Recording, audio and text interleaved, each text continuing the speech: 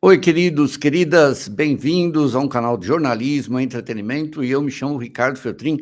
Vamos direto ao ponto.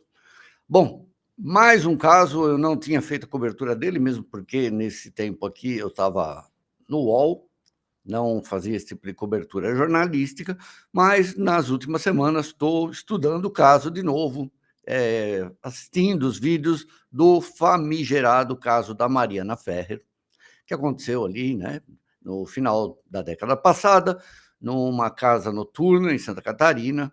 Eu não vou explicar todo o caso, eu acho que todos vocês conhecem mais ou menos, e ela acusou um empresário na época, esse rapaz aqui, André Aranha, por sinal muito difícil achar fotos dele na internet, muito curioso isso, parece que apagaram a história. Ela acusa ele de estupro, a mesma história, a gente não pode falar a palavra aqui no YouTube. E agora, pela terceira vez, ela está tentando anular o julgamento. Então, ela acusou ele de estupro, não apresentou provas, tem várias contradições, incoerências no que ela falou durante o julgamento. Apareceu um vestido primeiro rasgado com sangue, esse vestido depois desaparece, estava com ela não entrega esse vestido, é cobrada a entregar esse vestido, nunca entrega. Tem muitas testemunhas, amigas dela, ex-amigas no caso, né, que também depõem, desmentem ela. Ela comete várias contradições, como eu disse ali no caso, aconteceu no final, né, de dezembro, meados de dezembro, e o julgamento acabou inocentando o André Aranha, esse empresário aí do ramo esportivo. Depois teve outro julgamento, foi feito um recurso e ele foi inocentado de novo. Então, daí ela tentou. Então, uma vez ela conseguiu ali tentar anular o julgamento, teve o segundo julgamento, aí ela recorreu no final do ano passado ao STJ. Vamos lá ver aqui, no STJ também recusou, no dia 18 de dezembro do ano passado, rejeitou, olha, mas foi no mesmo dia, só que 6 anos depois. Rejeitou a anulação da audiência no processo que absolveu o André Aranha. Eles estão pedindo, né, a advogada dela, os advogados, pedindo a anulação por causa da forma como a Mariana Ferrer foi tratada no julgamento, com grande agressividade pelo promotor.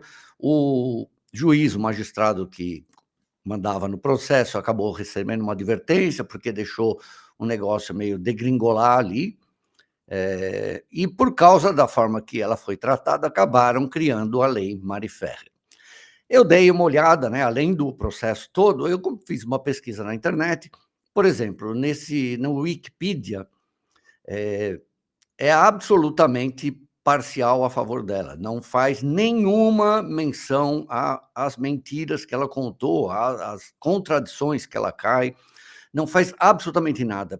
Quem fez a edição do Wikipedia fez de forma totalmente parcial, é totalmente contra o André Aranha e a favor dela. Por exemplo, outros veículos que eu olhei, como Universa, outros sites feministas, por exemplo, não querem nem saber das incoerências, inclusive das mentiras, da falta de provas, do desmentido das amigas que falam, que eu vou mostrar algumas aqui, alguns depoimentos, nada. É totalmente favorável dela e só pegam no ponto de que ela foi humilhada no tribunal. Teve uns momentos realmente agressivos ali, mas a justiça entendeu que não, então foi para o STJ. E agora ela está recorrendo ao Supremo, pedindo a anulação do julgamento. Vamos lá, vou mostrar uns trechinhos aqui, depoimentos. Essas eram amigas testemunhas que estavam lá, no caso Mari Ferrer. Eu não vou colocar tudo, né, para não ficar muito grande esse vídeo, mas vale a pena. Olha, também tem bastante vídeo totalmente contrário a ela. A diferença entre esse e, por exemplo, um Wikipedia ou outros sites, é que aqui são testemunhas do caso e não analistas do caso. Lembrando que também, no ano passado, né, teve o site The Intercept, mandou uma repórter aí fazer a cobertura do caso, e ela usa aquela expressão "estu culposo", que nunca foi usada. A repórter acabou sendo condenada a pagar uma multa absurda, R$ 400.000, e condenada à prisão por 6 meses. Quer dizer, não vai ser presa, mas de qualquer forma, vamos ver um pouquinho. Essas aqui são testemunhas do caso, certo? Ex-amigas dela. Testemunhas falaram que ela estava bem, ela não estava inconsciente, que ela tinha plena capacidade de discernir. Desculpa, só para resumir, ela fala que ela foi dopada, que ela foi levada até um lugar, tem todas as imagens, que esse André Aranha dentro dessa casa noturna, dá para ver ela subindo a escada com ele, parece que está tudo normal. Aí ele sai antes dela, ficam lá uns minutos, e ali ela acusa ele de ter ela. E ele nega, falou que foi tudo consentido, etc. Encontram realmente ESPRMA, é ridículo, mas tem que fazer isso aqui no YouTube, nas partes íntimas dela, enfim, nas roupas íntimas, mas ele fala que foi totalmente consentido. As amigas também falam, depois ela fala que foi dopada, que ela estava perdida, não sabia o que estava fazendo, mas as amigas negam, e testemunhas que conversaram com ela falaram que ela estava absolutamente normal. E tem essa questão principal do tal vestido, porque de repente aparece lá, ela começou a fazer postagens no Instagram, e ela fala que aquilo seria uma violência, né? O vestido rasgado, sangue, e simplesmente esse vestido jamais é entregue. Ele estava com ela, de posse dela e da mãe dela. As provas visuais, que são os vídeos do Café de la Musique, foram os vídeos da Polícia Militar nas ruas. Então, todos os vídeos demonstram que a Mariana estava consciente. A senhora deu uma entrevista à revista Capricho, e lá tu disse que uma amiga confessou para tua mãe que foi ela que deixou você dopada no bangalô com 2 homens mais velhos. Aí tem uma postagem no Instagram, no dia 17/5, onde você afirma que foi dopada e estuprada por um estranho no Beach Club.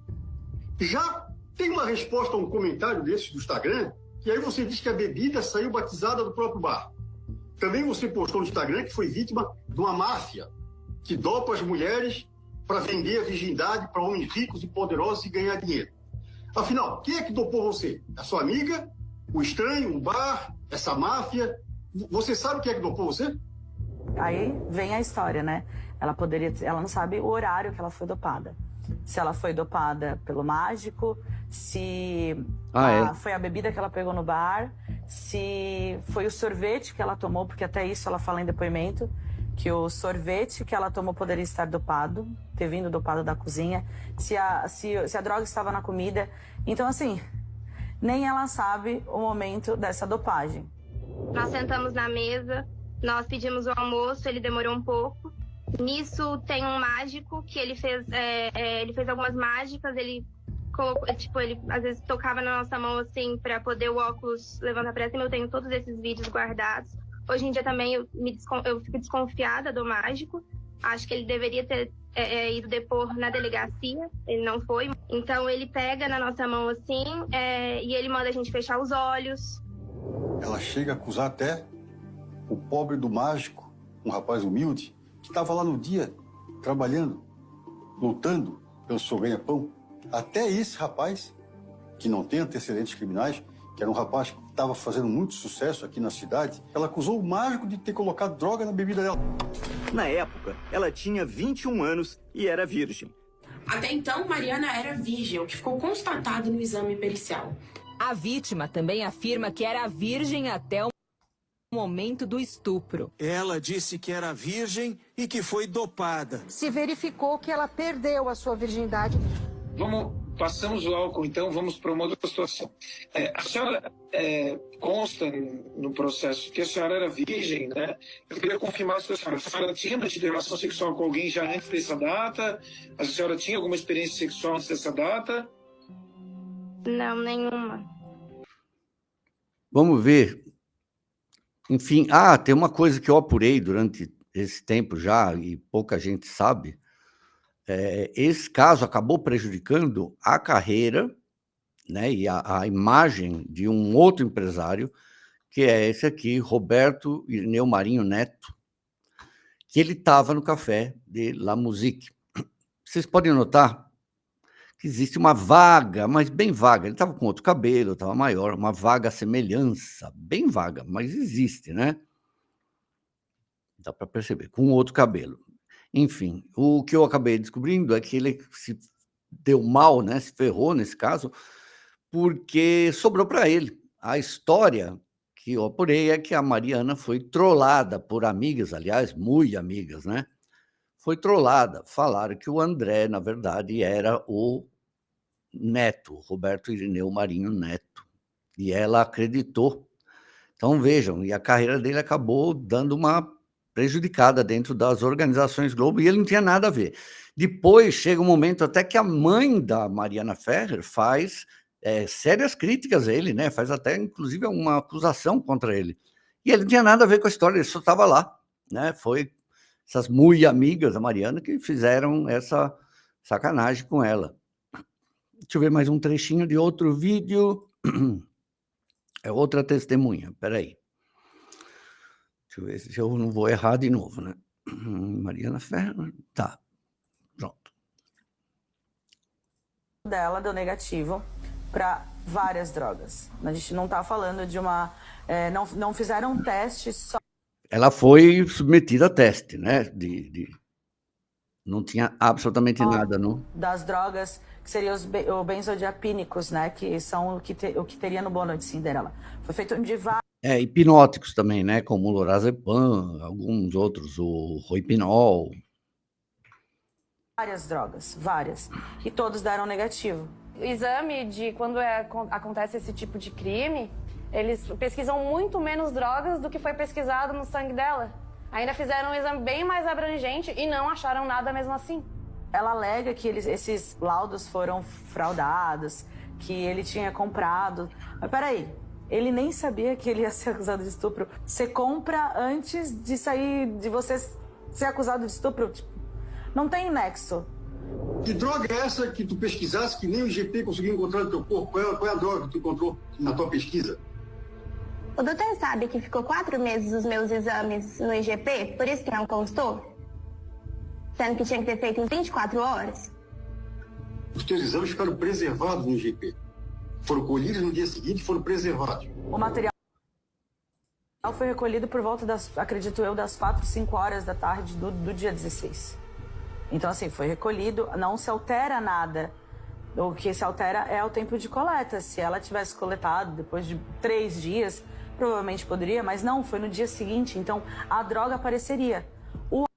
Bom, enfim, esse caso confuso, mas está julgado, foi julgado 2 vezes, o André Aranha tem testemunhas falando que não, mas existe um movimento, um lobby enorme aí dos movimentos feministas, do movimento femista, da imprensa em geral, né? Vocês sabem que a imprensa hoje é totalmente parcial, que não querem saber de nada, de todas essas incongruências, de todas essas contradições, e dá para dizer, né, algumas provas que apareceram e desapareceram por conta dela, e outras pessoas inocentes sendo acusadas.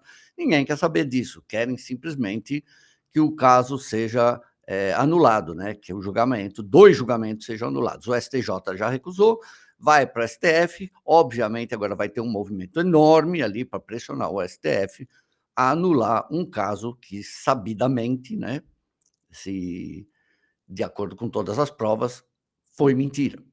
Lembrando que ele acontece em 2018, que é ali o auge, né, do movimento Me Too também, que começam essas coisas a vazar pelo mundo, né? O movimento começou corretamente nos Estados Unidos, especificamente em Hollywood, e daí muita gente, a gente está vendo o que acontece hoje, né? Muitas falsas acusações, muitos homens inocentes sendo tirados de casa, alienados de seus filhos, quando não presos, desmoralizados, perdendo emprego, porque, infelizmente, usam uma lei, a Lei Maria da Penha, de uma maneira absurda e até criminosa. E, infelizmente, a gente vê esses movimentos feministas e a mídia, em geral, jamais questionando. Eu devo ser um dos poucos aqui jornalistas da velha guarda, né, tirando um ou outro, que faz esse questionamento, inclusive para o Instituto Maria da Penha, por que não combater falsas acusações que estão atrapalhando as mulheres realmente violentadas, assediadas, machucadas e, quando não, né, só a memória delas destruída porque já deixaram esse mundo por causa de homens criminosos e violentos. Mas ninguém quer discutir isso. E quando você discute, ainda é chamado de misógino, né? Porque não pode questionar absolutamente nada. A mulher é mentirosa, não questione. A mulher não provou nada, não questione. Então, é difícil a sociedade continuar desse jeito. E aí, temos aí, de novo, esse caso, tá bom? Segunda a sexta, pelo menos, o assunto é mais leve aqui no canal, com o Jornal dos Feltrinos, também conhecido como o Jornal dos Coices. Então, participem sempre, exatamente às 10 horas da manhã, tá bom? Quem quiser pode se inscrever no canal, ajuda muito. Dá o dedão, né? Também ajuda. Obrigado, queridos. Vou continuar cobrindo esse caso. Mais um caso, né?